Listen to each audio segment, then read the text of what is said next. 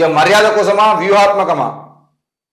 సీఎంకు బుకే అందిస్తున్న బీఆర్ఎస్ ఎమ్మెల్యేలు సునీత, మహిపాల్ రెడ్డి, కొత్త ప్రభాకర్ రెడ్డి, మాణిక్ రావు సీఎం నివాసంలో కలవడంపైనే అనుమానం. కారు పార్టీ వర్కింగ్ ప్రెసిడెంట్ ఆదేశాలు బేఖాతర్. కేసీఆర్కు సొంత జిల్లా నుంచే జలక్. హరీష్ రావుకు మొదలైన తలనొప్పి. హాట్ టాపిక్గా మెదక్ పాలిటిక్స్. రేవంత్ రెడ్డితో నలుగురు బీఆర్ఎస్ ఎమ్మెల్యేల భేటీ. ఉమ్మడి మెదక్ జిల్లా చెందిన నలుగురు బీఆర్ఎస్ ఎమ్మెల్యేలు మంగళవారం సీఎం రేవంత్ రెడ్డితో ఆయన నివాసంలో భేటీ కావడం రాష్ట్ర రాజకీయాల్లో చర్చనీయాంశంగా మారింది. కాంగ్రెస్ ప్రభుత్వం 6 నెలల్లో కూలిపోవడం ఖాయం.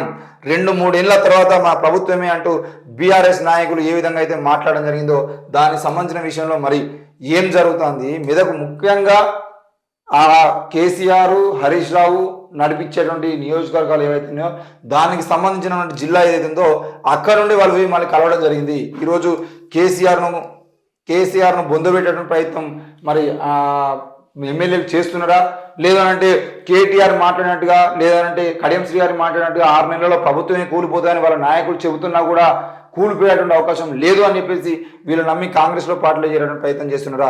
మొత్తానికి వర్కింగ్ ప్రెసిడెంట్ కేటీఆర్ తరచూ కామెంట్ చేస్తున్న తరుణంలో సీఎం బీఆర్ఎస్ ఎమ్మెల్యేల భేటీ హాట్ టాపిక్గా మారింది. ఇది మర్యాదపూర్వక భేటీ అని పైకి చెబుతున్నా పక్కా రాజకీయ భేటీ అనే చర్చలు మొదలయ్యాయి. లోక్సభ ఎన్నికలు జరగనున్న టైంలో ఈ మీటింగ్ మరింత ప్రాధాన్యత ఏర్పడింది. కేసీఆర్ సొంత జిల్లా ఎమ్మెల్యేలు. బీఆర్ఎస్ అధినేత కేసీఆర్ అనారోగ్యంతో కొంతకాలంగా ఇంటికే పరిమితమయ్యారు. ఇలాంటి టైంలో కేసీఆర్ సొంత జిల్లా అయిన ఉమ్మడి మెదక్కు చెందిన ఎమ్మెల్యేలు కొత్త ప్రభాకర్ రెడ్డి, దుబ్బాక ఎమ్మెల్యే, సునీత లక్ష్మారెడ్డి, నర్సాపూర్ ఎమ్మెల్యే, మహిపాల్ రెడ్డి, పటాన్ చెరువు, మాణిక్ రావు, జహీరాబాద్ సీఎం రేవంత్ నివాసానికి వెళ్లి కలవడం పలు అనుమానాలకు తావిస్తున్నది. నియోజకవర్గ అభివృద్ధి పనుల కోసమని వారు చెప్తున్నప్పటికీ సచివాలయానికి బదులుగా నివాసానికి వెళ్లి కలవడం సరికొత్త ప్రశ్నలకు దారితీస్తున్నది. వర్కింగ్ ప్రెసిడెంట్ కేటీఆర్ అటు తెలంగాణ భవన్లో జరిగిన పార్లమెంట్ సన్నాహక సమావేశాల్లో ఇటు ట్విట్టర్ ద్వారా కూడా రేవంత్ను సవాల్ చేసే తీరులో ప్రశ్నిస్తుంటే ఈ నలుగురు ఆయన మాటలను బేఖాతరు చేస్తూ భిన్నమైన తీరులో స్వయంగా వెళ్లి కలవడమే రాజకీయ చర్చలకు కారణమవుతుంది. మరి లోక్సభ ఎలక్షన్స్ పై ఏమన్నా ఎఫెక్ట్ జరుగుతుందా? తెర వెనుక ఎవరున్నారు ఏంది అనే విషయాన్ని అయితే మనం వార్తలు చూస్తున్నాం. మరి ఈ నలుగురు ఎమ్మెల్యేలు కూడా ఈరోజు రేవంత్ రెడ్డిని కలిసేటువంటి ప్రయత్నం చేయడం వెనుకాల ఏముంది?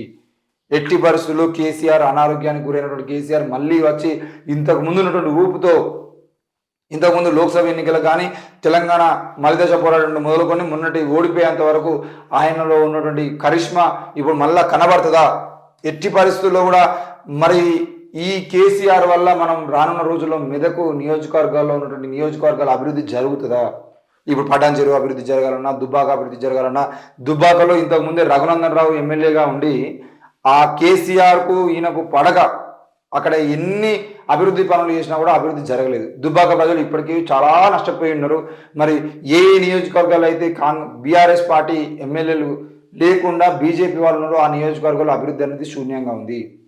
ఈరోజు కరీంనగర్ ఎంపీ స్థానం చూసుకున్నా, లేదు అనంటే హుజరాబాద్ ఎమ్మెల్యే స్థానం సంబంధించిన విషయంలో ఈటల రాజేందర్ బీఆర్ఎస్లో ఉన్నప్పుడు మినిస్టర్గా ఉన్నప్పుడు ఎంత అభివృద్ధి జరిగిందో అందులో కేవలం 5%, 3% పనులు కూడా ఆయన బీజేపీలో చేరిన తర్వాత జరగలేదు. మరి కేవలం అధికార పార్టీలో ఉంటేనే మనకు అభివృద్ధి ఉంటుంది అని చెప్పేసి ఈరోజు అక్కడ ఉన్నటువంటి నాయకులు చాలామంది నమ్మిరు.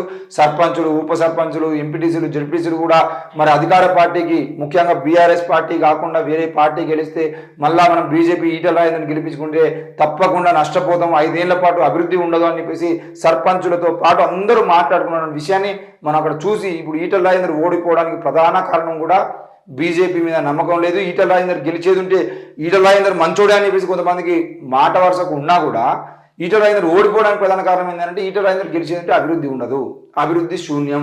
కాబట్టి బీఆర్ఎస్ గెలుస్తుంది కాబట్టి బీఆర్ఎస్ ఎమ్మెల్యేని గెలిపిస్తుందని చెప్పేసి కౌశిక్ రెడ్డికి పట్టం కట్టారు. మొత్తానికైతే కాంగ్రెస్ పార్టీ గెలిచింది కాబట్టి ఇప్పుడు కౌశిక్ రెడ్డి అక్కడ ఎమ్మెల్యేగా ఉన్నా కూడా అభివృద్ధి జరగాలంటే ఆయన కాంగ్రెస్లోకి రావడమా, లేదు అంటే 5 ఏళ్ల పాటు హుజరాబాద్ నియోజకవర్గం అభివృద్ధికి నోచుకోకుండా ఉండడం అనేది మాత్రమే జరుగుతుంది.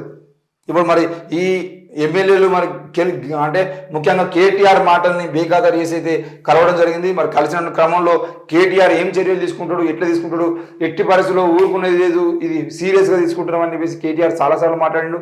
మరి సీరియస్గా ఈ నలుగురు ఎమ్మెల్యేలు కలిపితే వారిని ఏమంటాడు ఏంది అనేది కూడా చూద్దాం.